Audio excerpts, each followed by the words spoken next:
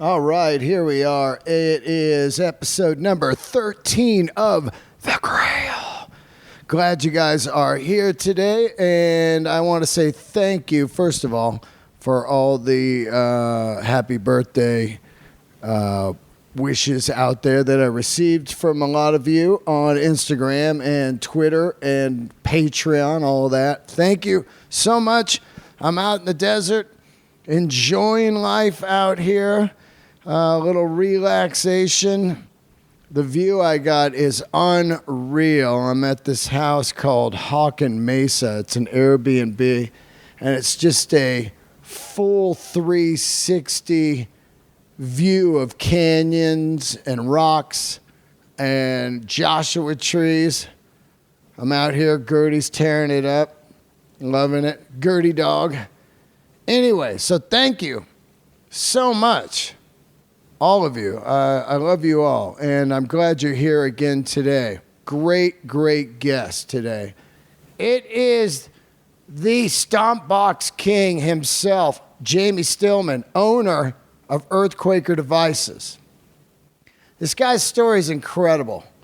It's not really so much about effects pedals as it is about a man who went for it in his 30s and started a small business that exploded. He used to be the tour manager for the Black Keys. Pretty damn cool. Some good stories there. And then started making pedals in his basement. And went from him and another guy to about 30 people in his basement. And then he was like, I got to get out of here, and opened up a full-on factory. And him and his wife, Julie, are just fantastic friends of mine and amazing people. Very rare in the business that you run into people like this that, yeah, they need to make a living, but that's not their bottom line. They're into creating cool friendships and hanging out in that rock and roll world and helping out people if they can. Really cool. Great episode. Unbelievable. The Stomp Box is literally responsible for some of the greatest sounds ever put to tape. And if you think about it, everyone uses a Stomp Box. Everybody. Radiohead, Eddie Van Halen, from Hendrix, all of those guys. Everybody uses a Stomp Box. I have never been to a gig and seen a guy just plug straight in. Never. Even if it's a Stomp Box tuner. It's crazy. I think the Stomp Box should be in the Rock and Roll Hall of Fame. Just the actual effects pedal. You walk in, just have a full section at the Rock and Roll Hall of Fame. Just say, without these, you probably wouldn't be hearing Jimmy how you heard him. You wouldn't be hearing Eddie how you heard him. You wouldn't be hearing Randy Rhoads how you heard him. Curtis Mayfield with the wah pedal. All of that stuff. It's monumental, the Stomp Box. And Jamie is just a killer. His product is unreal. So great guest, and I hope you guys enjoy it. I do have a sponsor today. Of course, it is my man Mark Brunot and his podcast that he has, A Rock and Roll Rabbit Hole. Go check it out. It's basically a deep dive every week into great songs, artists, and bits of songs. You know, they tell stories. This is a deep nerd rock and roll podcast. You will love it. Episode 5 is up right now, and it is a deep rabbit hole dive on songs that mention the colors of the Mexican flag. And you can subscribe and check it out on Apple Podcast app, on your phone, Spotify, or the website, A Rock and Roll Rabbit Hole. Check it out. Mark Brunot is one of the massive Del raisers, and he is a rock god from Australia. And I love the guy, and he's always on the Patreon bringing some great stories. A rockandrollrabbithole.com. Thank you for sponsoring the podcast, Mark. And, of course, we can't do a Stomp Box podcast without a guitar sponsor, my great man, Banker Guitars. Go to bankerguitar.com and order your boutique handmade guitar right now. I'm talking about some of the best stuff on the planet. Now, I had Matt on the show. If you missed it, go back and listen to his story. It's insane. He makes guitars for like Brent Hines, Charlie Starr, Scott Holiday, of course, Marcus King. It's unreal what this guy creates. Handmade boutique guitars out there in middle America. Check it out, bankerguitar.com, or follow them on Instagram, which is Mr. Banker Custom. Check it out, bankerguitar.com. Tell him I sent you. Hit him with an email. He loves to get emails. All right, let's get into it. Thank you, everybody, and enjoy this episode. I love all of you. The Grail's been doing good. It was in the top 10 last week, which is just incredible. I'm just floored. The Grail in the top 10. Please leave a review and subscribe on iTunes if you can. It really helps big time. And I want to give a shout out to some of the new Patreoners out there, Matt Garville and Samuel Detour. Thank you for joining my patreon.com/Dean Del Rey. Let's get into it right now. Enjoy the EarthQuaker devices story. Candles lit. I got a great guest today. Introduce yourself. Tell them who you are, where you're from. My name is Jamie Stillman. I own a pedal company called EarthQuaker Devices from Akron, Ohio. Isn't it Stomp Boxes? We'll go with Stomp Boxes. Right? I call them pedals or pedals or devices. That's it. It's amazing to think about Stomp Boxes. First of all, we met about a year ago through Juan Alderetti, who uses your pedals. Yeah. But we hit it off because you were a comedy fan and you said you had heard me on Marin. Yeah, totally. I think I started listening to your podcast right before I met you. That's so weird. You still listen to it? Yeah, totally. It's awesome. I like it a lot. It's right up my alley. I grew up on 80s metal and comedy. Which podcast do you listen to? You listen to Marin? And you. And you, that's it? That's basically it. Wow, that's fucking... Serial. I feel good then. I got roped in. That's fucking badass. Now, when did the company open? I started doing it in 2005. It got serious about 2008, and I think we started going to NAMM maybe 2010, something like that. But we do summer and winter, so it's like 2 times a year. I think this is the 10th one that I've been to. I started going in the 80s. Can't imagine. And I've heard stories. It was just in the main convention center, just small. It's big, but right, the flying saucer part. Oh yeah, I love that place, like the battle arena. Yeah, it was only that. And then last year it was the first time I'd gone in like 10 years to go see you, and it's fucking like 4 stories in the back. It's insane. It's all these shitty little boxes. Yeah, like Gibson's in box number 4 up there, and there's like 900 dudes. Yeah, it's so overwhelming too, because like if you're looking for something specific, you got to wade through mountains of shit to find it, and eventually, like it's so. I don't understand how some people can display and get any kind of business out of it if no one's looking for you. It's so over the top intense. It's so true. I felt like kind of sorry I was going by because I love gear and I can't clown people there. Most people don't play. They're just nerding out. Right. And I understand it because yesterday I did an interview for Gibson, and I feel that the Les Paul, the 59 Les Paul, is as much art as, say, a fantastic painting or a great record or a film, Yeah. But my point is, I remember last year walking by certain booths, and there was one, it was Ayot Drums or Ayot, whatever. The guy, right. He's in Vancouver. And there was a time where DW Drums was the fucking shit, which they still are, but I'm saying they were the shit. And then this guy was making drums with wood rims and stuff. And all of a sudden, Matt Cameron starts playing him Soundgarden and shit. And next thing you know, he's on the map. So I'm walking by, and there he is, just by himself, Right. with 4 drum kits. And I'm like, fuck, that guy seems lonely. Yeah, you know, he's totally. old, and he's just like, I hope I sell something. I feel fucking, because music, the business. I was just had a guy here from Mono, and he said it's only like $3 billion now or something total. The whole industry of instruments. Interesting. I guess I don't really pay attention to that kind of stuff. Yeah, but it is funny. I see that stuff at NAMM all the time, where it's like you see this thing, and you used to see it everywhere.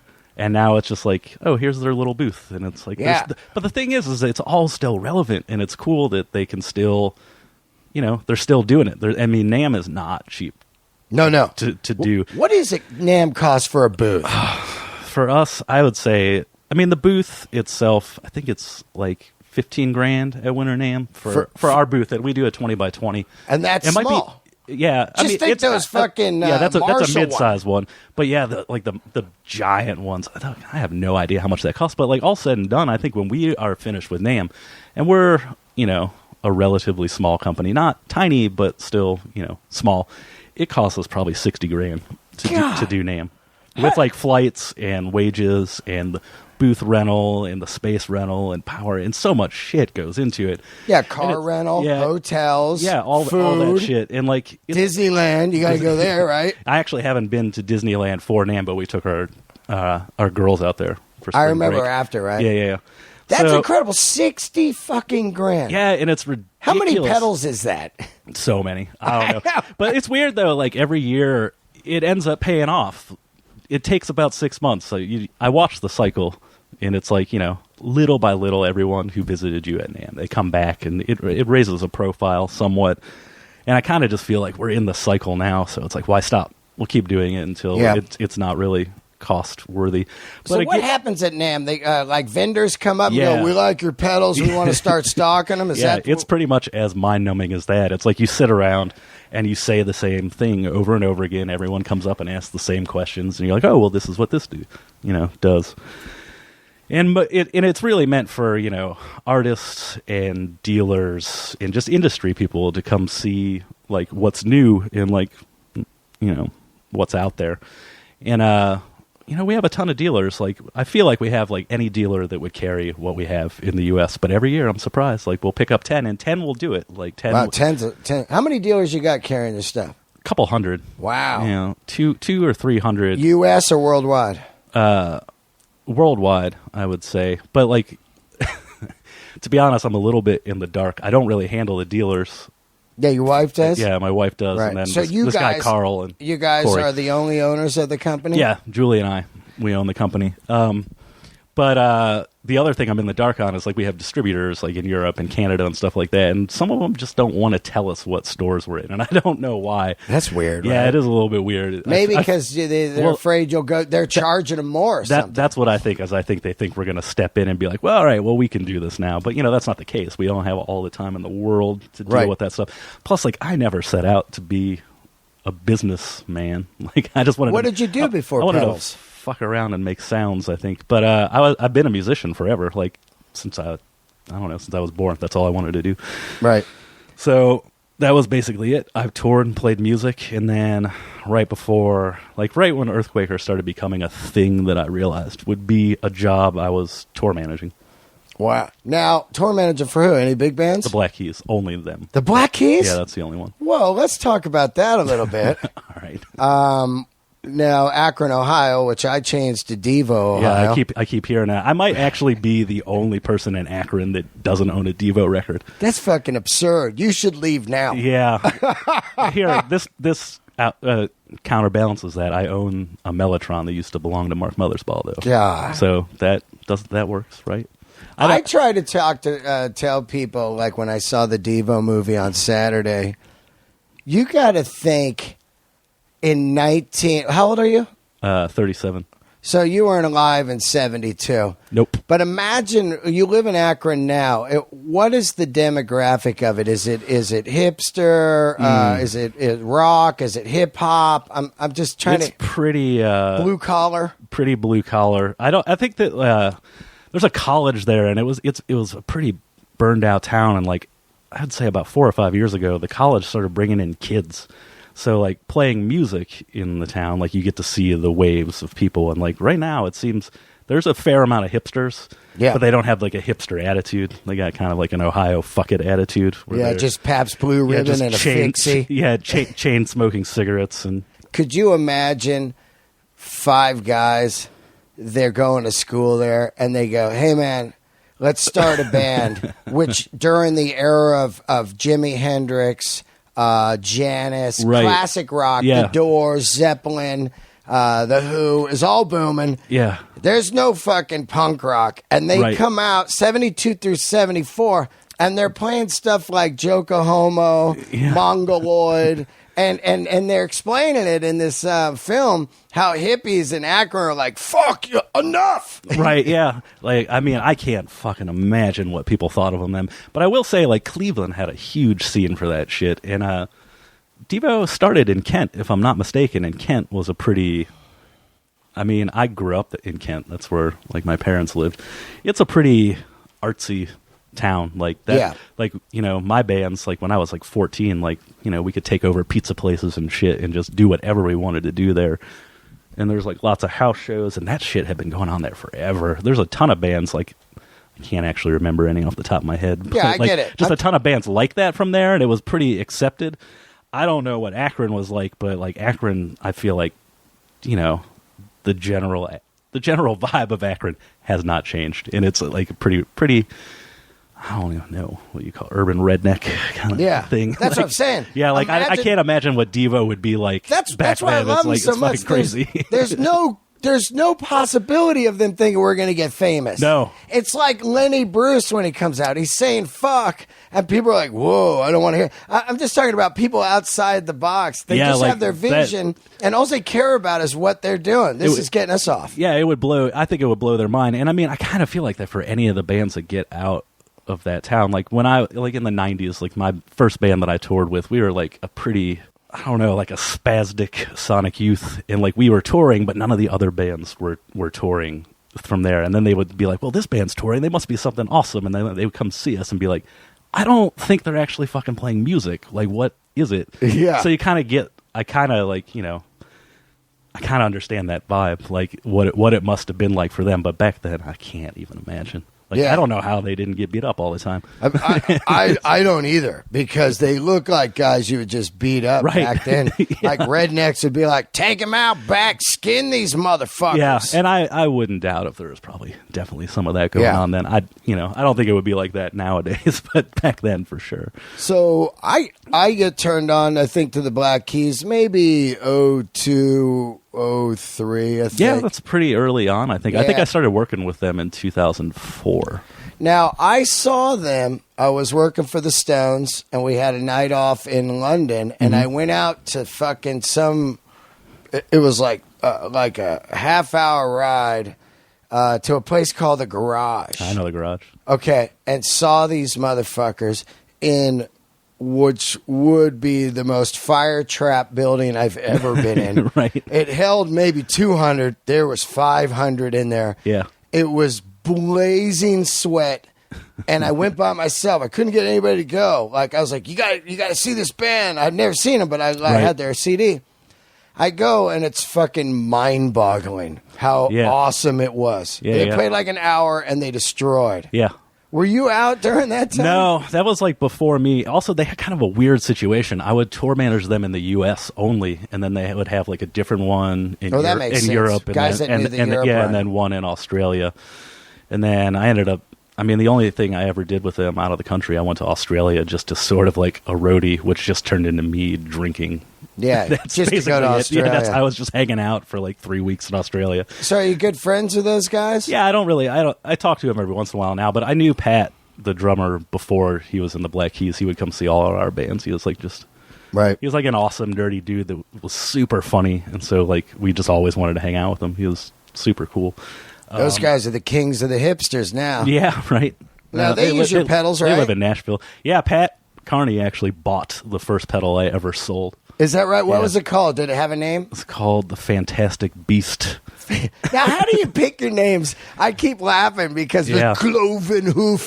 That's the one I'm always clowning on. That is mostly it. It's how stupid can I name something and get away with it? Like I'm ready for the Del Razor pedal. I'll make you a Del Razor pedal. No problem. Just sell one. Just sell one. Yeah, we'll make one. We'll make an exclusive Del Razor. Hands down, if you made a pedal of mine, it would have to be a Tiwa copy because I love the Dead. We could probably like do that. Shakedown Street. Yeah. I think it's a Mutron. Oh God! Not the Mutron. I had that original pedal. Remember that with the big buttons? It was fucking like this big. It sells for like $2,000 now. Yeah, the giant Mutron envelope filter. Now, people are like, if they're listening, they're going, what the fuck are these guys talking about? Let's talk about what we're talking about, because there's all kinds of people that listen. They're basically, if you've listened to any kind of rock in your whole life, from Radiohead to Hendrix to anything, the guitar is plugged into multiple different pedals to get different sounds, because if you just plug into an amp, unless you're somewhere where you can turn a 100-watt Marshall on 10, your guitar sounds like absolute shit. Yeah, it's just like cling, cling, cling. Yeah, just clanging around. Now, somewhere along the way, that what's his name, Mayer guy, the guy that makes like the original fuzz and the England dude. Oh, Roger Mayer. Roger Mayer. Yeah. Somewhere along the way, is he the inventor of guitar pedals? Because who makes? I feel like that shit is it's a little unclear to me. I try as hard as I can to like be a historian on the shit that I'm into. Well, you should, because you make them. Yeah, right. But like my memory retention for like names of people and things and times, I shit at that. It's amazing. It drives me crazy. But from what I gather, he made the first octave pedal for Hendrix. And like that kind of took off from there. But I feel like the first pedal ever was from Diarman. It's a Diarman Trem, which actually shook up a magnetic fluid, which is actually the equivalent of Windex, with a wire. Really? And inside? And that made, inside. That's how it made the sound? It had a motor with this jar attached to it with a wire in it. It would just lift the ground, and it made tremolo, so it would just cut the volume on and off. So was that... that company was that from Toledo. mic, the liquid, or was it magnetic? Magnetic. Like, magnetic. Wow. It would just... that's absurd. Shake the wire around, yeah. And that's Diarman, the guys that make the pickups? Yeah. Diarman Trem. I think that was the first like commercially available effects pedal, and then I think the first fuzz pedal was the Maestro Fuzz Tone, but I could be wrong on that. Right. But I think Roger Mayer was definitely. I mean, I might be wrong on this, but I feel like he definitely did the octave pedal, but it might be the fuzz face. Yeah. He definitely modded Hendrix fuzz faces. It's so to weird sound to think about, awesome. right? Like, and he's still doing it too. Like, I mean, they're still making pedals. My buddy said he reviewed some of his pedals. And he got his number somehow, and in the middle of the night he called it Roger Mayer. I'm glad you appreciate my pedals, mate. The guy, I can't believe he's not dead from just sniffing solder. Right, yeah. These guys sniff solder all day long with no mask on and shit. No, like, it's got to be just cancer. Yeah, when I used to do, when it was just me building pedals and like we were starting to take off, I would work like 16 to 20 hours a day. And I would chain smoke inside while I was doing this. With solder and solder the whole time. There's like the solder's probably better for you than cigarettes. Shit. Yeah, it is. But the mixture of those two things, like after a year of doing that, I had no voice. Like I'd like be talking to people and be like, whoa, the whole time. Now, how do you get into pedals? You're fucking like 38, you said? 37, 38. And you just started like 5 years ago? 10 years ago. But I've been, I mean, I've been into the guitar forever. Like I know, but are you an electronics guy? Oh no, I'm I'm an electronics hack. It was just sort of I was working as a freelance graphic designer, like in between tours and stuff like that. And I had some broken pedals. I was like, I'm going to fix these things. I'll look up the schematic. And like the schematic made sense to me just from a design background. It's like, I can follow from point A to point B. I get this. And when I looked at it, I was like, that shit is simple. Like, I understood like the theory of like resistance and stuff like that. A lot of the basics came pretty easy, but then I just like went for it. Like, I didn't bother to learn anything for real.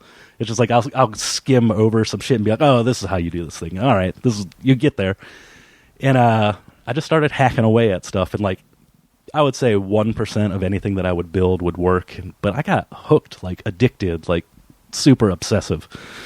And just from being that way. Like, I eventually started to hack together circuits and stuff that would work, and like it just kind of grew from there. Like, I think I understand intuitively more than I think I know. Yeah. But if somebody asked me to teach a course on it, or if some like real electronics engineer was like, so what do you think about the resistive properties of this thing? I would be like, I have no fucking idea what you're talking to me. I just like to make sound out of stuff. Yeah. Like, yeah. I can make parts turn on, and I know what the general outcome is going to be. To me, some of the, are your pedals circuit board, or are they point to point? Circuit board. They're all PCB. I can do like point to point stuff, but like, I mean, at the volume of stuff that we're making, and like, right.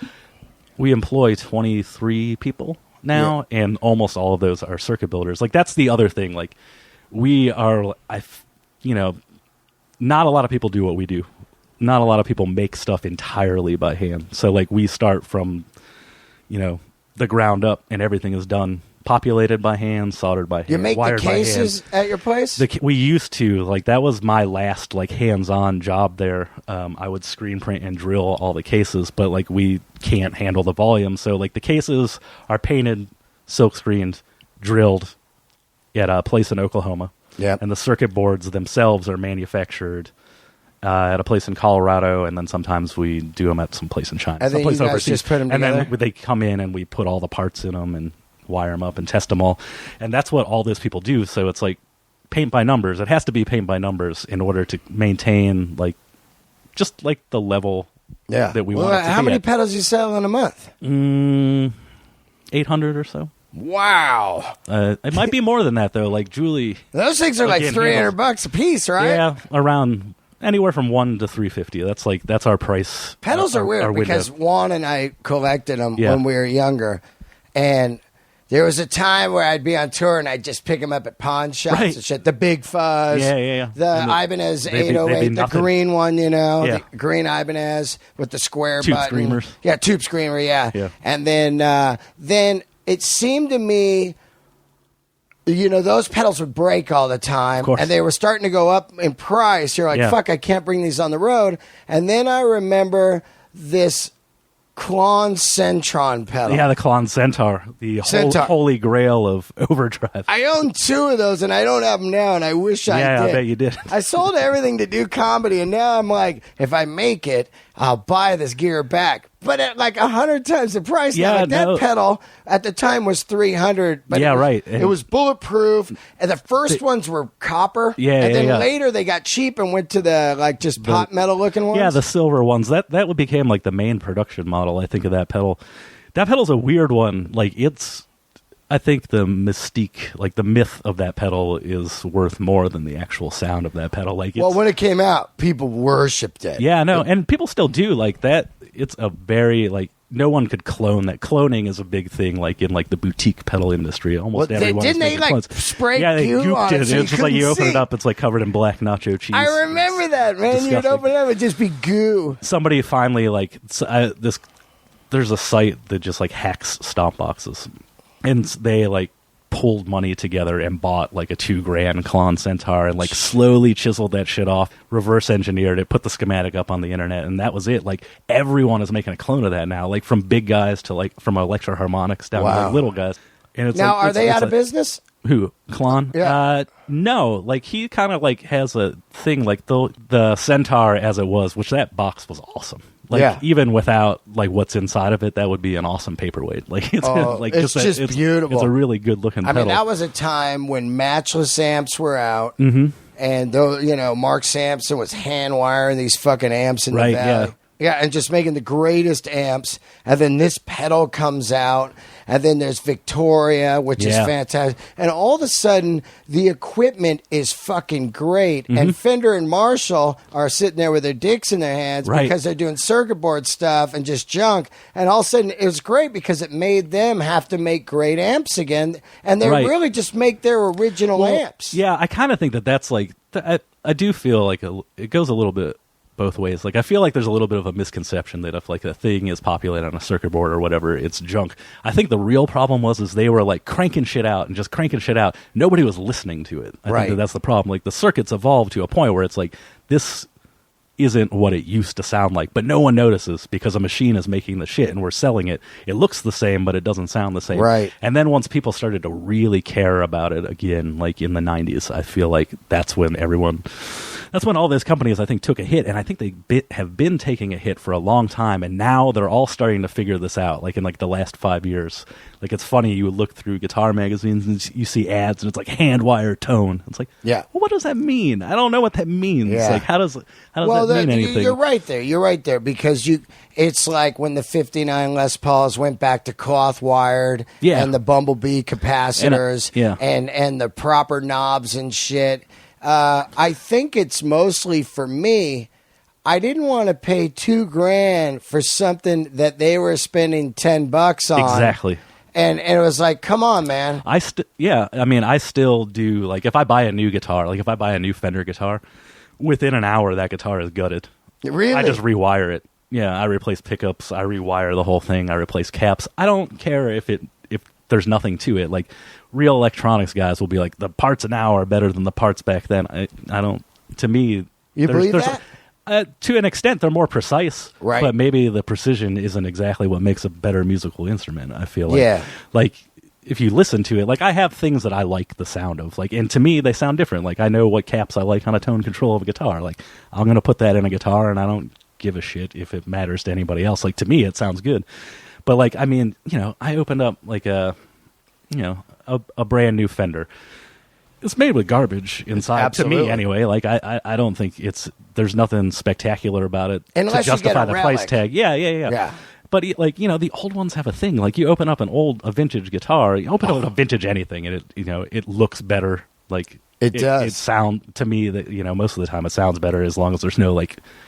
Well, the great thing about issues, that shit like, is like people took pride. Exactly. It'd be like Mary wrote her name in there. Yeah, right. Mary wired this in Corona or Fullerton in 1955. Yeah, and and she put her name in there. So if it sucked, you open it and went, "Hey, Mary's eating a dick here on the wiring." Yeah. She was terrible in May of '58. Yeah, but we kind of hold over a lot of that stuff. Like if you open up our pedals, it looks like an old MXR pedal. Not that we're copying it, but that's just kind of like the vibe that it has. Like, yeah. Now it hasn't like every stuff. pedal fucking been made. Sort of. I know. So why do you? I love your pedals. I'm just asking you. Thank you. Why do people?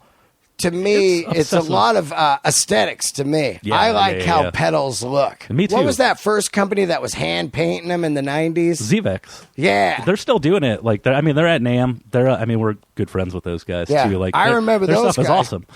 Coming out. They had, like, bumblebees painted on their fucking shit and rainbows. Yeah, they still do great stuff. Like, we're good friends with one of the, Hannah. She's one of the painters there right now. She does awesome stuff. I think that it's kind of one of those things, there's a million pedal companies. Like, there's a way more than I could even ever keep track of. Like, any dude with a soldering iron and a guitar thinks they're a pedal company now. Yep. Like, you get that.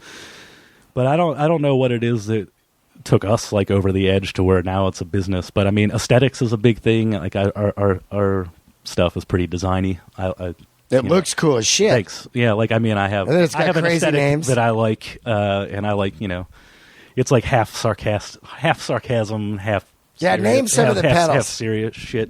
And then tell what they do. Rainbow Machine, which is like a pitch shifter that modulates itself with itself. These are like things that like nerd stuff, and they don't really exist anywhere else that I can think of. Like that, it's a thing that like a normal guitar player would listen to and be like, who uses that thing? How many did you sell? 5? But it's one of our best-selling pedals. It just makes insane noises. Then like the Arpanoid, which is an arpeggiator. It takes one note and runs it up and down a scale.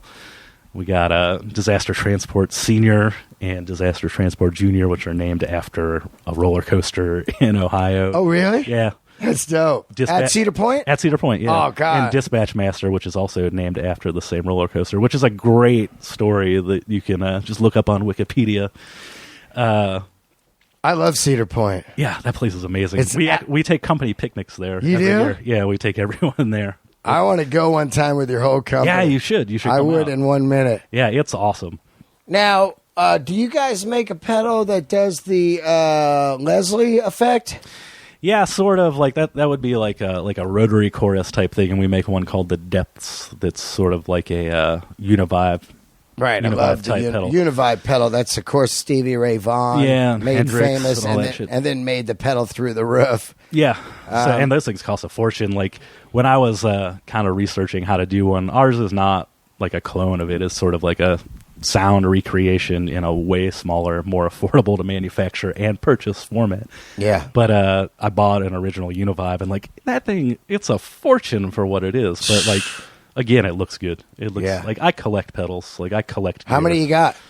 Hundreds. I think the last time I counted, it was like close to 400. You got a Centron clone? Yeah. You do? Yeah. But you got the brass one? I had a brass one, and or the gold plated ones. Yeah. And I sold it a couple years ago, and then like some guy locally was selling a silver one for a little bit under the cost of eBay. So I was like, I'll buy that. It's here. I can just drive there and go get it. Yeah. And then I bought one of the reissues that he did last year that's like a little red, ugly looking pedal. Oh, he doesn't even. No, why doesn't he make the original box? To be honest, I have no idea. That guy's a mystery. Like, I mean, a lot of people in like, I guess the gear world, we all talk to each other at some point or another.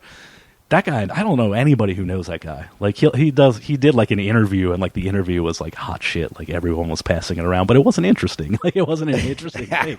The guy's just sort of like, wrong interviewer. Yeah, he was just sort of like, yeah, I just make pedals when I feel like it. It's like, wow. Okay, there's got to be more to the story. There's got to be a mystery to you. Now, are all your people at your place musicians? Yeah. Well, pretty much great. all of us. Julie is the only one who isn't, and it's kind of fascinating to me. Like she's worked with bands forever. Like she ran a booking agency in the late '90s for a long time, and like she's dealt with all this shit and been dealing with musicians, been dealing with me, been watching shit come in and out of the house and all this stuff. And now she's sort of running this company, and she like took a crash course in like what is a humbucker, what's a single coil, what is a Les Paul. Well, that's cool because when people call. Yeah. And they don't get the right answers, they don't think it's a serious company. If the guy called up and said, hey, I'm running this through a single coil, neck pickup, and I'm getting some heavy harmonic feedback, and she's like, then it's just going to be like, oh, what is this? Anything that she doesn't understand, she can just turn around and ask anybody there. But, like, she knows, like, she's the only one who isn't like a musician, I guess, but she knows just as much as we all do now about gear. Well, she's from being around it. She's good at business. She advertised on my podcast. Yeah, right. Yeah. Did you guys sell any pedals? Some guy told me he bought a pedal he goes, hey, I bought a pedal from EarthQuaker. Yeah, it's tough for us. It's tough to gauge. Like, we advertise on your podcast. And Marin's. But Marin's is every once in a while. And, like, it's tough to gauge, like, how that stuff works. It's sort of like advertising. To me, placing an ad in a magazine is a fucking mystery. Like, I don't know what. Well, the good thing about podcasts is it's around forever. Right, yeah. So as the people discover the podcast, it doesn't go away. But I've definitely had people come up and be like, hey, I heard about your stuff on, your podcast or Marin's podcast. They find it fascinating. Like, everyone loves that for some reason. Like, that's the thing I hear about the most. It's like, it's cool. Well, I think pedals are cool as fuck, man. Thanks. You got to think about every fucking guy had at least 5 pedals. Right. Every guy. Yeah. So when you're doing Zeppelin, every guy has a wah, maybe a delay, some kind of overdrive, of course. A fuzz pedal. A fuzz pedal. And pedals are like, pedals should be in the Rock and Roll Hall of Fame. I don't know if they are, but if they're not, there's a smattering of people's gear around. Like pedals, pedals themselves. There should be a pedal exhibit there. That's what I'm saying. They don't understand what it does to rock and roll, country, fusion, jazz. Everybody uses a pedal. Yeah, I kind of feel like it is an often overlooked thing. I think so, man. Of. Yeah, I think it's incredible. You got to think Eddie Van Halen. Right. All right. Eddie Van Halen, his pedals, without his pedals, man, you just have a loud Marshall doing hammer-ons. You know what I mean? He needs that Phase 90. Then you got to think about Curtis Mayfield. No fucking wah, no funk. You know what I mean? Like wah wah wah wah. Yeah, I think a lot of that stuff is definitely overlooked. Like, I think with musicians, like, they know, they're like, well, I need to get that vibe. But like a general listener, they have no concept. They don't even know what the fuck that is. And what I'm saying is, these things are just as big a deal as the song and the instrument and the person as playing like a guitar or drums and shit like that. Like, I definitely agree with you, and I think a lot of that stuff is lost on the listener. And where I think to counter that, I think with a musician, a lot of times, like especially nowadays, which like people are plugging into computers and stuff, and they're like, "Oh, it sounds the same." It's like, dude. Do you hear what that sounds like? It does not sound the same. Some things are pretty convincing and stuff like that, but like, you know, I think there's like two camps of musicians, like ones who think like, oh, technology has made this stuff obsolete again, which, you know, happened in the 80s with like rack effects. Yeah. Like with you know, a bank of like thousands of effects in a thing. Could be the worst thing ever. Right. And like that killed pedals for a while, but that never really killed pedals. Like the ones that were like the big companies like Boss and MXR and stuff like that, those guys hung out and everything was still fine with them.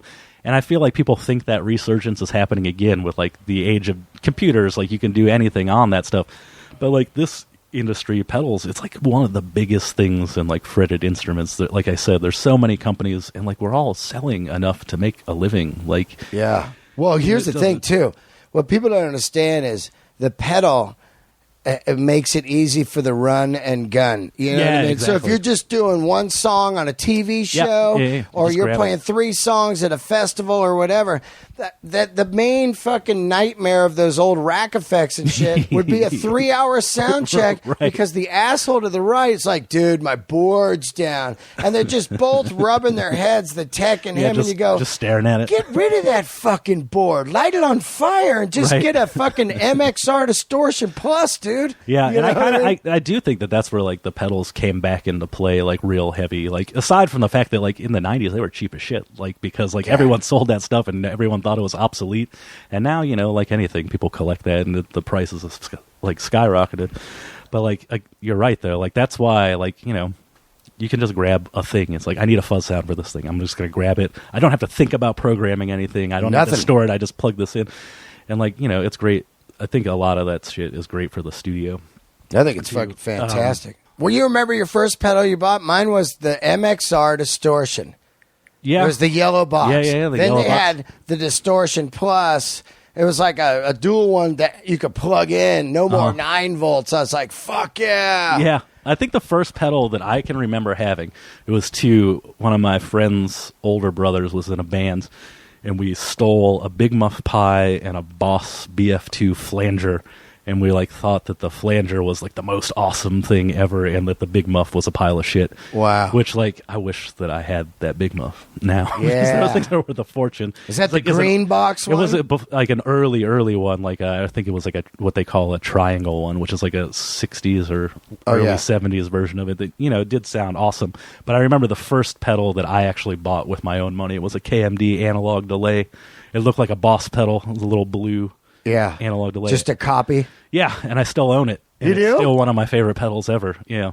Wow. That thing, it's been around. I think it's been around the world and still has not broken. It's dirty as shit. There's so many industry standard pedals, right? Yeah, right. You got of course, I think Jim Dunlap, the wah pedal. The wah for sure. And really, that early wah with the long throw was killer because later they went to the shitty capacitor and it would just be too short. It would just be like, whomp. Yeah, you know? that like all that stuff with the inductor, like all the inductors. Like at some point, I'm not like big on wah, but like I'd know a good one when they came out with the 5-knob wah, and you could have like 70s wah or 60s. You could do all different kinds of things. Oh, those fucking things are incredible. Yeah, there's one that I've been actually messing around with lately. It just made by BBE, which is, you know, a little company. Their stuff is pretty cheap to get. It has that knob on the side where you can just kind of tune it. Yeah, and I was surprised. It sounds great. Collide wah, which was the fucking. McCoy so here's me. You got the Klon Centron. Then you got the Collide Wah, 2 bulletproof fucking pedals. You could do a 2-year tour and nothing would happen to them. Right, yeah. I mean, the Klon thing is it's like built out of cement. Yeah, both those are the Collide Wah. Yeah. All right, let's talk a little bit about comedy. So we bonded over comedy. At the time you were listening to Maron's podcast, we start talking. You go, hey, I listened to your podcast and I heard you on Maron. How long have you been checking out comedy? All your life? Yeah, literally all my life. Do you go see it live in Akron? No, there's not really, like, I was unaware that there was, like, that's like a thing. Like, I never really considered going to see comedy. It was just sort of a thing that, like, I grew up with. Like, I remember the thing that sort of changed it. I saw Eddie Murphy Raw when I was really young, and it kind on of TV. It kind of blew my mind. And then I remember seeing like the Sam Kinison like HBO comedians thing. Oh, yeah. And that kind of got me hooked on that. Like my parents had just got cable, and I would sit in the basement like late at night and watch all that shit. And like I used to like, I remember like we'd have sleepovers and shit. I was like 10 or 11. I would like force my friends to watch like Kentucky Fried Movie. No, that's, Kentucky Fried Movie. Like, over and over again. Hilarious. And then, the other movie that I went back and watched this, I can't fucking believe I've seen this movie more than anything but Hollywood Shuffle. Oh, For some reason, I loved that movie when I was young, and like I watched it on a. Is that Eddie Murphy? No. Oh, who's in that? I cannot remember for how many times I've seen that. Hollywood Shuffle. know I what it remember is. the film. But like I watched it on a flight like recently, and I was like, why did I like this? This movie is terrible, but like I thought it was the funniest shit when I was younger. And then that stuff translated, and then when Mr. Show came out, like that's really the thing that sort of blew my mind. Like, right. And you can even see there's influences from Mr. Show in our pedals. Like if you read instruction manuals, I'm using made up words from that show all the time. Is that right? Yeah, and like I don't know. That's fucking cool. I was heavily obsessed with Mr. Show. I was with Mary Lynn last night. Oh, wow. We did a show together. We do shows awesome. together all the time. And she's great on that show. And Mr. Show is just fantastic, right? Yeah, I had met David Cross shortly after that show went off the air, and like I was like, dude, I am the biggest Mr. Show fan. He's like, yeah, all right. I'm sick of you people. You know how many times he I know probably exactly. heard that? Like it never really occurred to me that would be the situation. So now it's sort of like, okay, I get it now. Like, yeah. I understand. But like, you should have a pedal called Mr. Show. Yeah, like go for it. like that's like this one does every effect, everything. Yeah, all at once. Yeah, like an all-in pedal. You know what I mean? It's a little distortion. It's got delay. It's got some wah. Mr. Show. Yeah. When you press it, like it just lights up with fireworks. Everything. I'm a sucker for the that. Ronnie Anything Dobbs, that it lights just shoots up. out white powder. Yeah, just cocaine. Yeah. That's the pedal you should have. The cocaine. Cocaine. That's a great. You should do drug names. Black tar. I just wanted to make a pedal that just says shit before you solo, like "let her rip" or Yeah. "watch me go." Stupid shit. So you get into this comedy. Do you get into it because your job's monotonous, like soldering or whatever you're doing? So you No. start listening to podcasts. Well, the podcast for sure. Like I kind of got sick. I got burned out on music. Like I had been touring forever, and then tour managing, and like it's just like endless like volume constantly. And then I would still listen to music while I was building pedals, but then you're testing pedals and you're hearing sound like 8 hours a day. After a while, it's like I don't want to hear. I'm kind of like burned on like I still love music, obviously. Otherwise, I wouldn't be doing this. Yeah, shit. me too. It's like, but I get it. You get ear fatigue after a while, so it's like I want to hear people talk. Yeah, that's how I got into the podcasts, and it's like I try. It's funny, like I've tried to listen to other podcasts. Nothing really grabs my attention. They're like. I like Marin's because he's got like the sort of same like anxious, angry like vibe that I feel like I have a lot, and I like yours because like you're interviewing a lot of people that like when I was like a kid I would be like, man, I wonder what these people are into, like that kind of shit, and then like a good mix of comedians that I'm really into. So yeah, that's cool. That's why those are like the two that grabbed me, and then I got hooked on that Serial podcast for a little while. That's the other one. When I took you to see Marin at the Comedy Store, was that the first time you seen him? Yeah, that was the first time I'd seen him, and the first time I'd been in the Comedy Store, and I had built the Comedy Store up in my mind to be this like sort of legendary thing, and it lived up to it. Oh, like, thank God! It's still like when I got there, like it was better than I thought it was gonna be. That's like, cool. I gave you the tour. You did, and it was great. And like we told people about that thing for a year. Like Julie and I thought it was like the coolest thing ever. I was going to ask you something. When you're making pedals, there's no variance, right? You just go, all right, this one's going to be a fuzz pedal, or what do you do to a pedal to make it like the EarthQuaker pedal? Like, all right, this one. Well, I think there's a good difference. Like there's a big difference between what it is. Sometimes like I'm setting out to do something. It's like I want to make an octave that sounds like, this like synth type thing, right? And then I'll sit down and I'll figure out like what are the elements that I would think of to make that sound. Maybe it's not the right elements. Maybe like there's something else that can do it. But I will hack away at something until it's like comes into the ballpark, and then I'll eventually just work it out that way. Like I use a breadboard, and a breadboard is basically just like a big board that you can just plug electronic Just components test into. it, like make a fake pedal. Yeah, you could basically, it's like sort of like a circuit board where you can plug shit in and out Right. of and like hook it up in any order you want. Who the fuck figures this shit out? Like, Yeah. I mean, when you plug That's in, pretty archaic technology. that's what I'm too. saying. But when you plug in a pedal, Yeah. let's say not like your distortion. Okay, that's late '60s. It's an overdrive pedal. It's just boosting. Yeah, the it's fucking, broken shit. it's boosting the you're fucking driving signal. the shit out of I get transistors. it. Yeah, but this other shit, man, like you know, like delays and stuff. And pitch shifters and stuff like that. Yeah, I like that. I think a lot of that stuff comes from broadcasting needs. Like, you need to delay signals, like, to match sync with video and stuff like that, or you need to, like, From back in the day? yeah, I think a lot of that comes from like radio transmission and stuff like that. Like why a lot of that stuff was developed, like why Bucket Brigade delay ICs were made, or like why you would need to modulate something like that. I think that's where a lot of that shit comes from, and then you eventually apply it to other things. It's so weird, right, to think that some nerd Right. back in the days like, man, I bet if we take this TV signal delay thing, put it inside a box and plug a guitar into Yeah. it, it's going to make some wacky sounds. That had to be some acid and meth and shit, guys just tweaking on stuff. I mean, I feel like it's definitely like, and, I'm just regurgitating a thing that people did in the 60s. Well, but I it's get just it, yeah. Where it's just like you have a thought, you're like, what if you did this shit?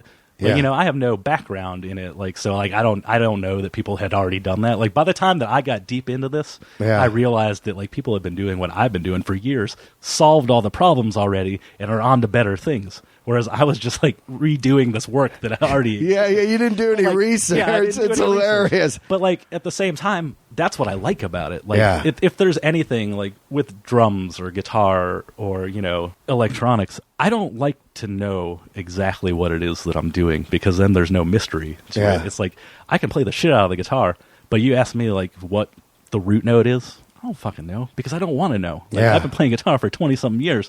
I want it. There's got to be an element to fuck up Yeah. in order to make it interesting to me. Yeah. You know what I mean?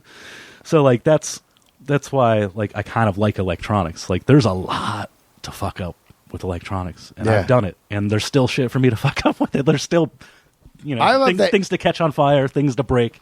I love that you started it. You're kind of like me. Like, you played music forever, and then you just kind of go, "Fuck, man, I got to do something here." Right, yeah, and you it- hit a wall, man. Yeah, and that's it's like that's kind of what it is. Like it also incorporated a bunch of things that I like at once, like design, Yeah. electronics, music. Like it kind of sucks everything I like together. yeah, design's a big thing. Are you into architecture, like homes, stuff like that? To a point, like I don't follow anything or know too much about it, but I was really into graphic design. Like that was my thing. Like it kind of just came from being into like punk rock bands and having Yeah. to make T-shirts and Like having logos and like, flyers shit? logos and Yeah. stuff. And I got really into like just the process of it. I never really followed like any designers specifically, but I still appreciate good aesthetic. You know what I mean? Like if something doesn't look good to me, Yeah. chances are I'm not going to buy it. Like, It's true, because Yeah. that's why the pedals and the matchless amps and all that Yeah, stuff they're- to me, or the Victoria, the way they Yeah. aged the tweed Exactly, to where yeah, it looked like right. an old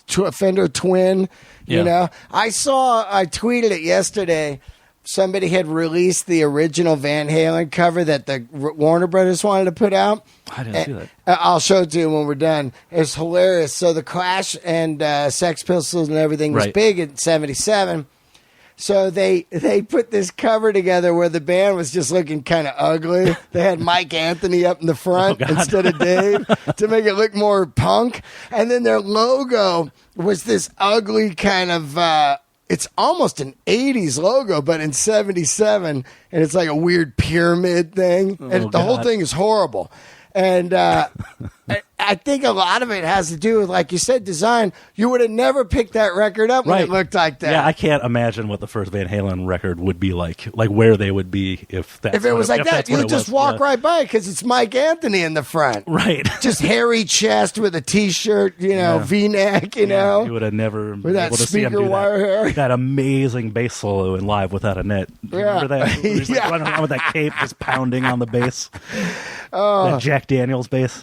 I think Now, who's let's list some of the guys that use your pedals. Of course, Juan Alderete from Mars Volta, and I think all those guys used all the Mars pedals Volta at some point. I know dudes from Coldplay have them, like Pearl Jam dudes. I mean, there's a ton of like indie bands that use those. do they call you for free pedals? All the time. Yeah. That's like one of my favorite thing that we get is like, I'm an artist. Yeah. So I get this for free. It's like, dude, who are we making these things for? Literally every guitar player. Everyone's an artist. So Yeah, right. That's hilarious. Come up with some more. Isn't it weird? The richer people get, the more free shit they get. Yeah, but what I see that there's like there's a crossover. Like the super rich dudes just buy it, no questions asked. Like Noel Gallagher. You're right. Just like he bought. I don't know if I should say that, but like he, we woke up one morning and like he bought everything. Yeah. Like it just showed. We no manager called or anything like that. It's always the indie rock dudes whose managers call or like tour managers like, this dude would like to try out one of everything. Could you come meet us? It's like, I got shit to do. But yeah. we'll find somebody. We'll find somebody to come out there, and I don't mind that. Like a lot of those bands are the bands that I like, and like we like to support the bands. Well, that's cool, right? Like a dream. Yeah, these guys using your pedals. Yeah, But I get it if it's just some fucking. But it's like it's overwhelming at some point. Like every day, there's like tons of emails that come in. Like so and so wants this thing, and some things will grab me. Like there's always good bands. Like I'm not like we don't discriminate. Like if we don't like the band, they don't get a deal or something like that. But it's like how cool they are about going about it. Not I'm an artist, I demand this thing. Yeah. But like we have to have some kind of relationship with people, whether like we become friends or they're friends of friends or we like their band to get anything from us, I guess. Yeah. But like there's like me and Juan and Jonathan, his friend, have introduced us to a ton of people like Troy Van Leeuwen, like the Queens of the Stone Age dudes. Awesome. Like, one of the greatest bands ever. and I love that band. And like, we gave those guys some pedals and then they were super appreciative and like they invite us to shows and stuff like that. And they're cool. Like they're nice. I think the dudes cooler about it. you And, are like, when you're famous, the longer you go. of course. And like that's the thing. Those guys, everyone in that band, like, even like the guys who are just on it for a tour or whatever, super nice dudes. All of them. It goes a long way. It goes a long way for people. And like I notice that. Like I am more inclined to give stuff to dudes. Yeah, which is normal. Like when you're talking to them, it's like you can have a conversation about guitars. Yeah. Not about I'm in this band and I don't have time. Give me this thing. It's like, that's fucking. it's like, that shit is just stupid. it's right? like I don't actually care. Like I don't have time either. So like it doesn't matter. But like if they're cool, like they'll get stuff. And I tend to forget a lot of the people like that use our stuff. It's kind of weird. Like my go-tos are the ones that I just did, which are not necessarily bands that I would listen to. Yeah.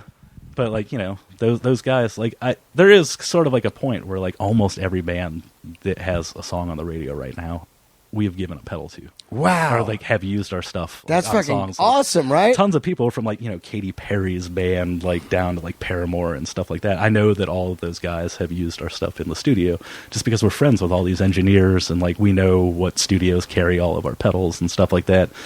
And just like from being involved, like from Julie booking bands and from me touring with the Black Keys and then from going to all these NAMM shows, like we have like sort of a weird network of like people from all different styles of music that like will fill us in on stuff, be like, so-and-so is using this and so-and-so is using that. And it's cool to hear that. Like it's kind of mind-blowing to me. Like, yeah, that's got to be badass, right? Yeah, Because your pedals, you're not a company for 40, 50 years. Right, yeah, fact, just 10 years. And like it really started to take off like for real like four years ago. To where it's like, I don't even know how to process this information. Like I feel like at some point I'll process like, oh, shit. Yeah. Do you remember when it took off? Like all of a sudden you were like, fuck, this is out. Yeah, totally. Like it was 2012. Like we were working, the business was out of my basement. Yeah. And our production manager now, his name is Jeff France. I've known him since he was 14. He's the first person I hired on New Year's Day of 2010. And I was like, I don't know how much I can pay you, but I need help, and I don't know like how this is going to work out. And he kind of stuck with it. Like he was like, whatever, we're going to do this. So it'd just be me and him for 14 hours in the basement. And then like just making pedals? And then like, how many could you make in 14 hours? Not many, but like you'd be surprised. Like we would get like 20 done, which is not, it's a lot for like two dudes Yeah. do, but it's also not a lot. Like Yeah, it feels like so much, and then like you look at it. Well, that's 100 and you're a week, right? Yeah, that's about it. And so then like it became apparent like 6 months later, or 3 months later, like we need somebody else, but it needs to be an intern because we need to make more, but we don't have money. So then we hired this dude, Justin Seeker. So he worked as an intern for a few months until we were finally like, okay, we can pay you. All these people are still at the company, so it's like That's great. they're all still there doing things. And then there's like one after another. Like every 3 months, we'd have to hire a new person, until it was 9 dudes working in a 300 square foot space with all of the gear and all of the storage and all of the shipping and all of like the business stuff. And it was like my bathroom smelled like a bum was just shitting in it constantly. Like you'd be wearing It's like 30 shits a day in there. yeah, it's like just smells like bum shit pizza. 30 shits a day. And That's like- how you measure success. Yeah, how many shits have been taken in this bathroom? How bad does our house smell? But it'd be like shit. Like I'm trying to go to sleep or I'm trying to do homework with the kids, and it's like You mean the warehouse was at your house? Yeah, in my basement. Oh, in your basement is Yeah. big? No, it's 300 square feet. We were just working out of that. Oh my god. So then, like, I mean, the house is decent size house, so like upstairs is fine. Like, but they would be, my kitchen was their kitchen. My bathroom on the first I floor. get was it. their I get bathroom. it. After a while, you're So like, it's man. like, so then it's like, maybe I want to sleep in someday, or maybe I just want to walk around my house in pajamas and not have to see the people that I employ or something. Yeah. Like, no offense to them. So then, like, I moved the shop. Like, it became apparent we had to move in 2012, and I would say the second we moved, it was like we opened up all the space. We could hire a couple more people, and it just like that. I think was what it needed, and that's when Julie came in to kind of like I was like doing everything. Like, What was she doing? Julie was a financial planner for 10 years. Oh wow. So like she needed out of that job. Like it was a very corporate job, Yeah. and like it wasn't a cool company at all. You guys are just cool rock and roll couple now, right? I mean, it's nothing better than having your... I mean, It's rock and roll. we've kind of been doing this shit forever. Like, like Yeah. I said, she ran a booking it, and like, we'd let bands stay at our house all the time, and we'd go see shows. But we had kids, and like that kind of killed like the social time. Which How'd you come up with the name before we get out EarthQuaker of here? Devices. Because I'm from San Fran, of course. If it was Right. from there, you'd go, yeah, EarthQuaker. But It's kind of a boring, shitty story, but it's sort of all right. There's some friends of mine, this band that we used to tour with all the time called the Minus Tide, the kind of like a mathy metal band, wanted to form like a more straightforward metal band, and the name was EarthQuaker because they thought it sounded cool when you would just yell out EarthQuaker. And I kind of Hilarious. just stole the name and adopted it to this pedal company because I didn't think it would be anything. Right. I just thought I'd make some pedals for some friends, and I was like, EarthQuaker Devices. Yep. It kind of sounded like a Japanese name or something like that to me.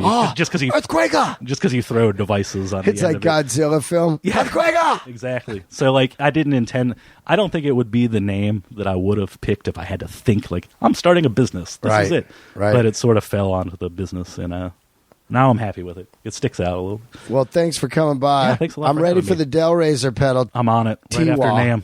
Yeah. That'll be the next big release. Del Razor pedal. You got Instagram. Yeah, it's EQ Devices _ just to throw people off. Yep. Yes. And then the website. EarthQuakerDevices.com. Right. And then you guys advertise here. They get a discount if they hit you guys up. Yep. And Just ask. thanks for coming down, Thanks dude. for having me. All right, brother. Sounds good. See ya. See ya.